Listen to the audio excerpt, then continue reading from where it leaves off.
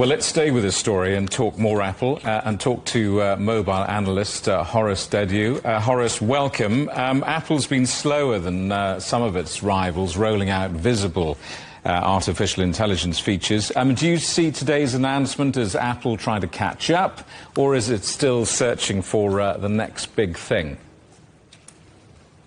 Well, I think it's probably still in a development mode at this time, as you could say, maybe catching up. It doesn't yet have what many consider to be equivalent performance to some of the best AI systems out there, for example, in Google's Pixar. The problem is, though, that the business model for AI hasn't really proven itself either. And so Apple is not necessarily falling behind in terms of revenue on this. The consumers are not quite yet clamoring for the features. Recent surveys show maybe single-digit percentage of customers are interested in this technology at this time. Part of it is because they don't know quite what it can do.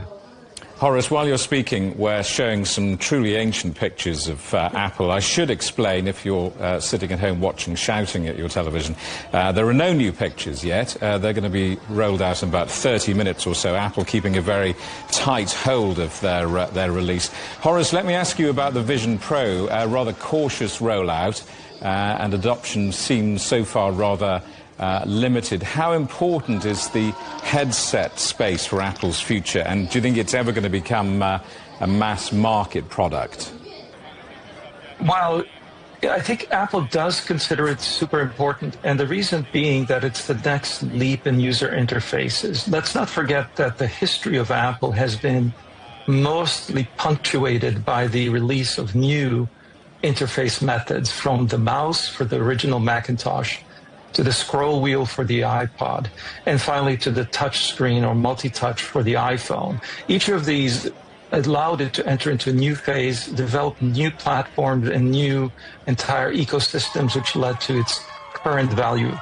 The problem is, going forward, the limitations of touch in our sort of ability to consume screen-based content is such that it has to be wearable. Whatever's coming next is going to be either more or less worn or touching us, and this is something that Apple wants to figure out, wants to crack that nut. And they're not alone. A lot of other companies are clamoring for this particular real estate, if you will, on the human body.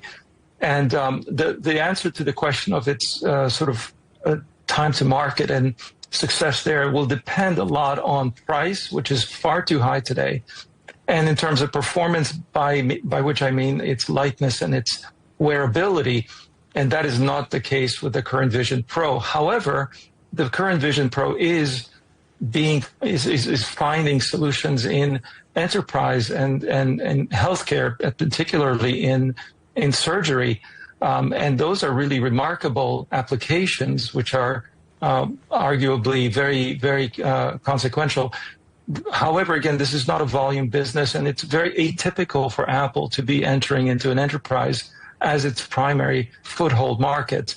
Again, this has a lot to do with the technology and the complexity of this product. And let's just park products for a second and talk about regulation, because global regulators are increasingly scrutinizing big tech, aren't they? Whether you're sitting in Europe or the United States or China, how much of a constraint is this tightening rope going to become on Apple?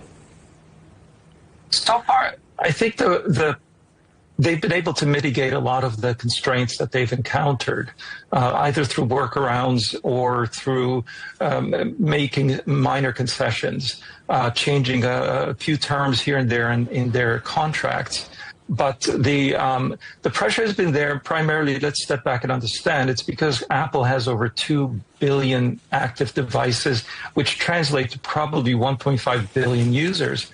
Those users globally are possibly the largest, most valuable user group out there. And for that reason, I think competitors are quite nervous that Apple is monopolizing, and indeed it has been to a large extent. The amount of money spent So it's capturing a huge share of the amount of money spent on top of the device, not just the device, but rather the services and the downloadable apps and so on. And so for that reason, there's a lot of, let's say, friction going on, and governments are listening to some of these smaller players who are complaining. Again, I don't think Apple has suffered so far, and the current ruling on the Google monopoly case has given them somewhat of a respite. They're probably not going to get impacted then either. So it's possibly a death by 1,000 cuts, but so far they've been able to manage the blood flow. Horace, we'll leave it there. I'll let you prepare yourself now for the imminent excitement of the latest Apple releases. Good to talk to you. Horace Dediu, the mobile analyst.